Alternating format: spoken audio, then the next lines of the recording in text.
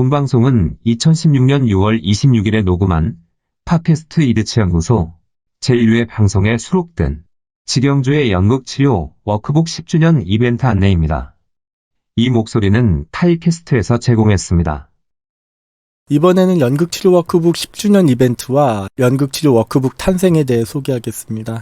직영주가 만든 연극치료 워크북 출판 10주년을 기념하는 뜻에서 워크북 원고를 PDF 파일로 공개했습니다. 다운로드를 원하시는 분은 mouserace.net mouserace.net에 방문하셔서 상단 메뉴 오른쪽에 있는 기법 공유를 클릭하시면 됩니다. 이제는 연극치료 워크북 탄생과 관련된 이야기를 나누고 싶습니다. 2000년 1월 삼성 서울병원 납병원에서 연극치료를 진행해 볼 수 있겠느냐는 제의를 받았을 때가 생각납니다. 그 당시 저는 연극치료가 무엇인지 잘 몰랐습니다. 한때 아역배우의 경험이 있었고 심리극 경험도 있으니 이러한 경험을 토대로 진행하면 될 것 같았습니다. 담당 사회복지사는 연말 연극공연을 고려한 배우 훈련을 요청했습니다. 그런데 진행하다 보니 직원의 욕구가 반영된 요청이었음을 알게 되었고 연극치료 대상자인 납병원 회원들은 심리극에 대한 욕구가 좀 더 강하다는 것을 알았습니다.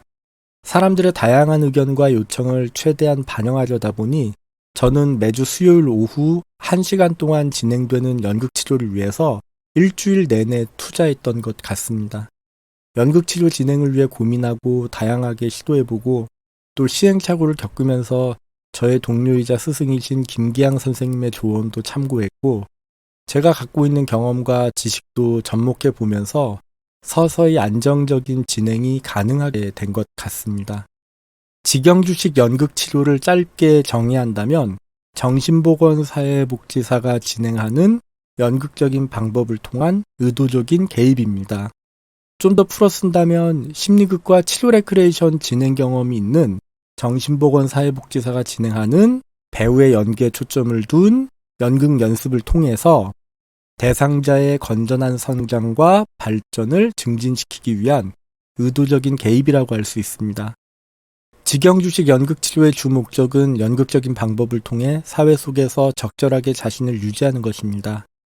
그래서 연극적인 방법을 안전하게 활용해 인생의 주인공인 내 자신의 긍정적인 잠재력을 개발해보고 누군가와 적절하게 지낼 수 있도록 내가 먼저 자발적으로 어울려보는 연습도 해보고 효과적인 의사표현을 통해 때로는 내가 주도적인 역할을 수행하는 연습도 시도해볼 수 있도록 진행했습니다. 몇 년간 여러 기법들을 고안하고 적용하면서 연극치료에 대한 자신감은 커졌지만 고민도 많았습니다.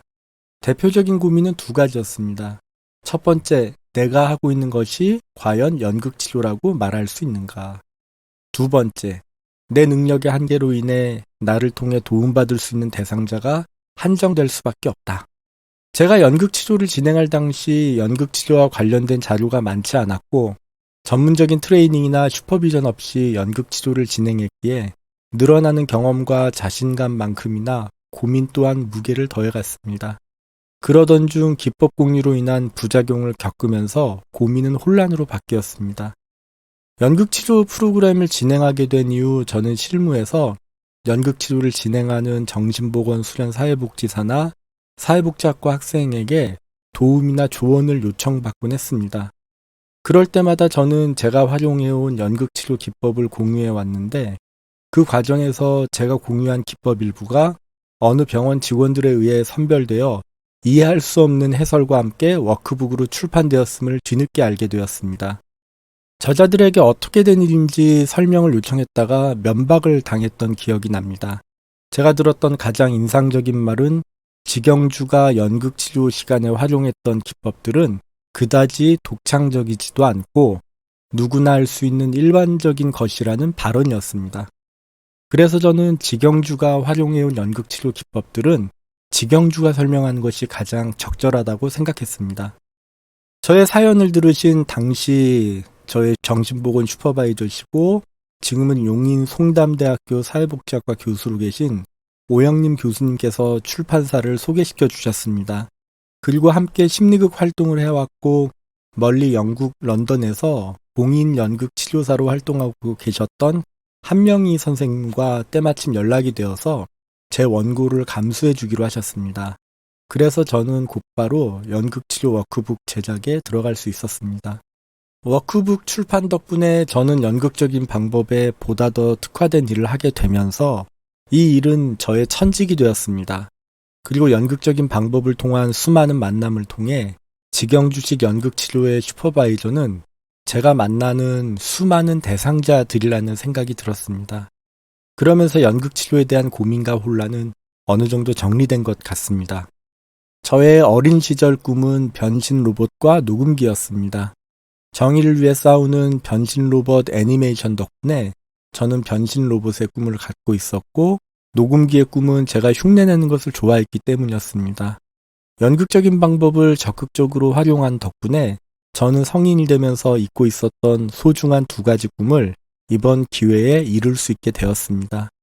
이 방송을 듣고 계신 분 중에서 현재 연극적인 방법을 실무에 오랫동안 활용해 오신 분이 계신다면 그동안 진행한 경험을 잘 살리고 정리하셔서 자신의 이름으로 출판된 책을 통해 그동안의 경험과 노력을 공식적으로 인정받고 공유할 수 있는 기회가 주어져야 한다고 생각합니다.